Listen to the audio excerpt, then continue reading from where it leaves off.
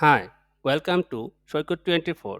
আমি আবু জাফর সৈকত। স্বাগতম জানাচ্ছি মাইক্রোসফট এক্সেল ফুল কোর্সের তৃতীয় ক্লাসে। আজকের ভিডিওতে আমরা দেখব যে এক্সেল শিটে কীভাবে আমরা যোগ বিয়োগ, গুণ ভাগ এবং পার্সেন্টেজ বের করব। তো চলুন শুরু করি। পূর্বের দুটি ভিডিওতে আমরা দেখিয়েছি কীভাবে হেডিং ফরম্যাটিং করতে হয় এবং কীভাবে একটি টেবিল ফরম্যাটিং করতে হয়।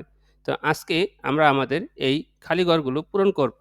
তো প্রথমে রয়েছে হাউস রেন্ট, তারপর রয়েছে medical cost, transport, overtime payment, absent, text, provident fund, advance এবং টোটাল। তো আমরা বেসিক একটা বিষয় এখান থেকে শিখে নিই, সেটা হচ্ছে আমরা যদি যে কোনো সেলের ভিতরে কোনো টেক্সট উপর নিচে করতে চাই, অর্থাৎ সাধারণভাবে আমরা যদি এখানে লিখি যে হাউস রেন্ট এবং এন্টার দিলে আমাদের কার্সরটি নিচের দিকে চলে যায়। কিন্তু আমরা চাচ্ছি যে একই সেলের মধ্যে আমরা ২ টি প্যারা করতে। অর্থাৎ আমরা যদি এটা নিচের দিকে নিতে চাই, তো প্রথমত আমরা এখানে ড্র্যাগ করে বক্সটি বড় করে নিই। তাহলে আমরা এখান থেকে মনে করুন যে ওভারটাইম আওয়ার। তা আমরা এখান থেকে ওভারটাইম যে অংশটুকু নিচে নিতে চাচ্ছি, তো এখানে আমরা ডাবল ক্লিক করব। ডাবল ক্লিক করার পরে এই যে আমরা আওয়ারের নিচে আমরা এই অংশটুকু কেটে দিলাম। এখন এখান থেকে কিবোর্ড থেকে অল্ট্রা, তারপর হচ্ছে এন্টার।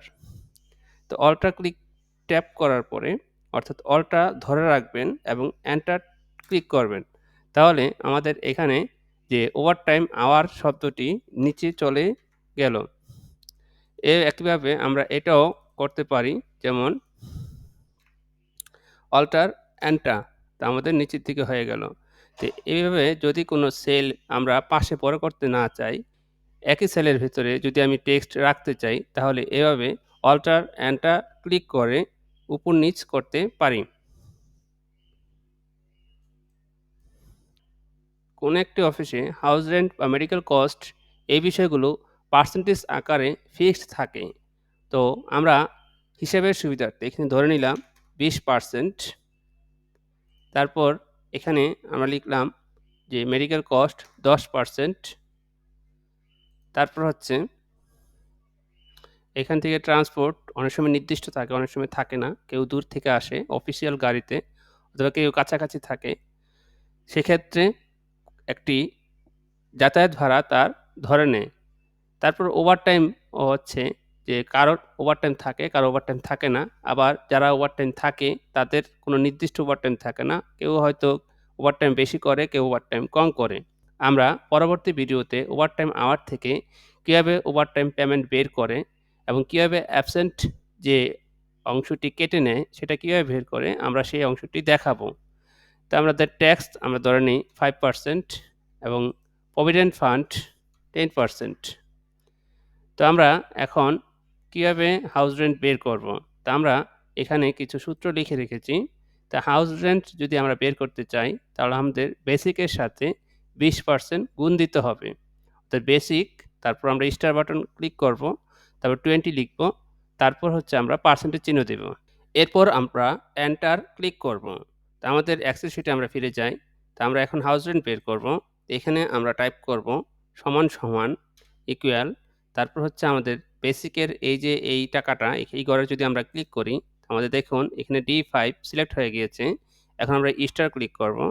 তারপর আমাদের কত পার্সেন্ট, সেই পার্সেন্টটা এখানে লিখে দিতে হবে।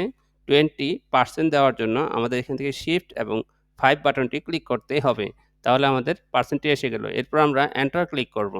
তো এন্টার ক্লিক করে দেখুন আতিফ আকাশ এর যে বেসিক স্যালারি, তার উপরে একটা হাউস রেন্ট বের হয়ে গেল। একইভাবে আমরা মেডিকেল কস্টও বের করতে পারি। সেটা হচ্ছে সমান, সমান, তারপর হচ্ছে আপনার বেসিক এবং স্টার, তারপর যদি আমরা লিখি 10% এবং এন্টার ক্লিক করি, তাহলে তারও মেডিকেল কস্ট বের হয়ে গেল। ট্রান্সপোর্ট, কারো ট্রান্সপোর্ট অফিস থেকে দেওয়া হয়, কারো ট্রান্সপোর্ট আ কম অথবা কারো ট্রান্সপোর্ট বেশি। যে কেউ দূর থেকে আসেন, অফিসিয়াল গাড়ি ইউজ করেন, সেক্ষেত্রে তাকে আলাদা করে ট্রান্সপোর্ট খরচ দেওয়া হয় না, এবং যে কাছাকাছি থাকেন এজন্য আমরা ট্রান্সপোর্ট এখানে লিখছি না। তারপরে হচ্ছে ওভারটাইম পেমেন্ট এবং অ্যাবসেন্ট, এই অংশটি কি এই অংশগুলো আমরা পরবর্তী ভিডিওতে দেখাবো কিভাবে, কারণ একেকজনের ওভারটাইম একেকজন একেক রকম থাকে আর একেক রকম জনের ওভারটাইম পেমেন্টও একেক রকম হয়। সেজন্য কিভাবে আমাদের ওভারটাইম আওয়ার বের করতে হয় এবং কিভাবে ওভারটাইম আওয়ার থেকে আমরা ওভারটাইম পেমেন্ট বের করব, আবার অ্যাবসেন্টে কত টাকা কাটবে, একেকজনের অ্যাবসেন্ট পেমেন্ট একেক রকম, সেটাও আমরা পরবর্তী ভিডিওতে দেখাবো। ট্যাক্স, আমরা ট্যাক্স ধরেছি 5%, তো সমান তারপর হচ্ছে আমাদের বেসিক এবং স্টার আমাদের হচ্ছে 5%, তো শিফট ধরে আমরা 5 ক্লিক করব। এরপরে এন্টার ক্লিক করব, আমাদের ট্যাক্স বের হয়ে গেল। তো প্রভিডেন্ট ফান্ডের ক্ষেত্রে একই রকম সূত্র, তো সমান, তারপর হচ্ছে বেসিক, তারপর হচ্ছে স্টার 10% পার্সেন্ট দিলাম, তারপর হচ্ছে এন্টার। তো অ্যাডভান্স, কেউ অ্যাডভান্স নেয়, কেউ অ্যাডভান্স নেয় না। তো আমরা ধরে নিলাম যে সিইও যিনি আছেন আতিফ আকাশ, তিনি 15,000 টাকা অ্যাডভান্স নিয়েছেন। তারপর দেখুন আমাদের সবগুলো ঘর ফিল আপ হয়ে গেল। তো এখন দেখুন এই যে হাউস রেন্ট, এই ঘরটি আমরা সিলেক্ট করার পরে যদি নিচের দিকে ড্রাগ করি, তাহলে দেখুন আমাদের এখানে প্রত্যেকের হাউস রেন্ট বের হয়ে গেল। তা আমাদের আলাদা করে বের করতে হলো না। যদি আমরা আলাদা করে বের করতে চাইতাম যে সালেহ হাসান অথবা রবিউল ইসলাম, তাহলে আমাদের প্রত্যেকের জন্য আলাদা করে সময় দিতে হতো। তা আমরা যদি এখানে নতুন কোনো কর্মচারী যোগ হয়, তাহলে তার বেসিক এখানে যোগ করার সাথে তার এখানে খেয়াল করুন 50,000 টাইপ করা রয়েছে। আমি যদি এখানে ক্লিক করি, তার বেসিকও এখানে এসে পড়বে। আমরা যদি এখান থেকে ড্রাগ করি, দেখুন এই ঘরটি তার বেসিকের সমান হয়ে গেল। নতুন একজন জয়েন করে মনে করুন তার বেতন হচ্ছে যে 75,000 টাকা। তাহলে দেখুন আমরা যদি এই ঘরে ক্লিক করি বা এখান থেকে ড্রাগ করি, দেখুন তার ঘরটিও ফিল আপ হয়ে গেল, অর্থাৎ তার হাউস রেন্ট 15,000 টাকা। একইভাবে আমরা মেডিকেল কস্ট এখান থেকে ড্রাগ করে দিই, তার মেডিকেল কস্ট, তাদের প্রত্যেকের মেডিকেল কস্ট বের হয়ে গেল। ট্যাক্স কত সেটাও আমাদের এখানে বের করতে পারি। তারপর হচ্ছে প্রভিডেন্ট ফান্ড, সেটাও আমরা বের করতে পারি। অর্থাৎ এক্সেলের মাধ্যমে খুব সহজেই আমরা সময় কম দিয়ে প্রত্যেকের হিসাব সঠিকভাবে বের করতে পারি। তো এখন আমরা টোটাল বের করব। এইজন্য আমরা টোটাল বের করার জন্য একটি সূত্র এখানে লিখে রেখেছি, অর্থাৎ যেই বিষয়গুলো যোগ হবে আমরা সেগুলো যোগ করব, আর যে বিষয়গুলো আপনার বেতন থেকে কাটা যাবে সেগুলো আমরা বিয়োগ করব।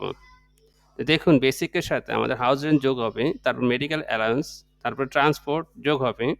যদি ওভারটাইম থাকে তো অবশ্যই ওভারটাইম যোগ হবে। তারপর তিনি যদি কোনো অ্যাবসেন্ট থাকেন তার সে বেতন কাটা যাবে, তার ট্যাক্স কাটা যাবে এবং তার প্রভিডেন্ট ফান্ডটাও কাটা যাবে। আর অ্যাডভান্স যদি নিয়ে থাকেন সেটাও কাটা যাবে। তো চলুন আমরা এক্সেল শিটে ফিরে যাই। এখন এখানে আমরা প্রথমত সমান চিহ্ন দিব, তারপর হচ্ছে আমাদের বেসিক দিতে হবে, তারপর আমরা যোগ চিহ্ন দিব। যোগ চিহ্ন দেওয়ার জন্য শিট বাটন ট্যাপ করে, যোগ চিহ্ন দেওয়ার জন্য শিট বাটন ট্যাপ করে তারপরে যে সমান চিহ্নটি রয়েছে সেখানে দিতে হবে, তাহলে আমাদের যোগ চিহ্নটি নিয়ে নেবে। তারপর হচ্ছে আমাদের যে হাউস রেন্ট সেটা ক্লিক করতে হবে, তারপর আবার যোগ চিহ্ন দিতে হবে। তারপর হচ্ছে মেডিকেল কস্ট, আবার যোগ চিহ্ন দিতে হবে। তারপর হচ্ছে ট্রান্সপোর্ট, যোগ চিহ্ন দিব। তারপর হচ্ছে ওভারটাইম পেমেন্ট, এটা ক্লিক করব। অ্যাবসেন্ট যেহেতু বিয়োগ হবে, তো আমরা এখান থেকে বিয়োগ চিহ্ন দিব। একদম কোণার দিকে দেখুন বিয়োগ চিহ্ন রয়েছে। তারপর আমাদের অ্যাবসেন্ট এই অপশনটি ক্লিক করতে হবে, তারপর আবার মাইনাস, তারপর হচ্ছে ট্যাক্স মাইনাস, তারপর হচ্ছে প্রভিডেন্ট ফান্ড, তারপর হচ্ছে মাইনাস অ্যাডভান্স। তারপর আমরা যদি এখন এন্টার ক্লিক করি, দেখুন আমাদের এখানে টোটাল বের হয়ে গেল। তা আমরা একই রকম সূত্র যদি এখানে বের করতে চাই, তাহলে আমরা একই রকম সূত্র দিব। তা আমরা সেটা না করে উপরের দিকের এই ঘরটি ক্লিক করে তারপরে এখান থেকে আমরা ড্র্যাগ করব। তাহলে দেখুন এখানে প্রত্যেকের যে টোটাল বেতন রয়েছে সেটা বের হয়ে গিয়েছে। আরেকটা বিষয়, তো প্রত্যেকে যেহেতু অ্যাডভান্স নেবে না, তা আমাদের এই অ্যাডভান্স অংশটি আমরা ডিলিট করে দেব। দেখুন তো একেকজনের অ্যাডভান্স একেক রকম। তা আমরা যদি মনে করুন যে রবিউল ইসলাম তিনি অ্যাডভান্স নিয়েছেন 5,000 টাকা। এখানে যদি আমরা এন্টার ক্লিক করি, তো তার বেতনটা এখানে কমে দাঁড়িয়েছে 75,735 টাকা। তো এভাবে আমাদের এখানেও যখন কোনো অ্যামাউন্ট যুক্ত হবে, এখানে অ্যামাউন্ট পরিবর্তন হয়ে যাবে। এভাবেই আমরা কোনো একটি কোম্পানির স্যালারি শিট তৈরি করতে পারি। তো পরবর্তী ভিডিওতে আমরা দেখাবো কীভাবে ওভারটাইম আওয়ার থেকে ওভারটাইম পেমেন্ট বের করে এবং কীভাবে তার অ্যাবসেন্টের যে টাকার পরিমাণটা বের করে সেটা দেখাবো। আমরা আরেকটা বিষয় এখান থেকে দেখে নিতে পারি যে কীভাবে ভাগ করে। তো প্রথমত আমাকে সমান চিহ্ন দিতে হবে। তারপরে আমাদের লিখতে হবে যেই সংখ্যাকে ভাগ করতে চাই সেই সংখ্যাটি লিখতে হবে। আমি ৫০,০০০ লিখলাম। তারপরে ভাগ চিহ্ন, এখানে স্ল্যাশ চিহ্নটি হচ্ছে ভাগ চিহ্ন। তো আমরা ৫০ দিয়ে ভাগ দিব। এজন্য আমরা ৫০ টাইপ করলাম। তারপর আমরা এন্টার দেব। দেখুন আমাদের ভাগ হয়ে গিয়েছে। এভাবে আমরা যোগ, বিয়োগ, গুণ, ভাগ এবং পার্সেন্টেজের মাধ্যমে কোনো একটি স্যালারি শিট তৈরি করতে পারি। পরবর্তী ভিডিও দেখার আমন্ত্রণ জানিয়ে আজকের ভিডিওটি এখানেই শেষ করছি। ভালো থাকবেন। আল্লাহ হাফেজ।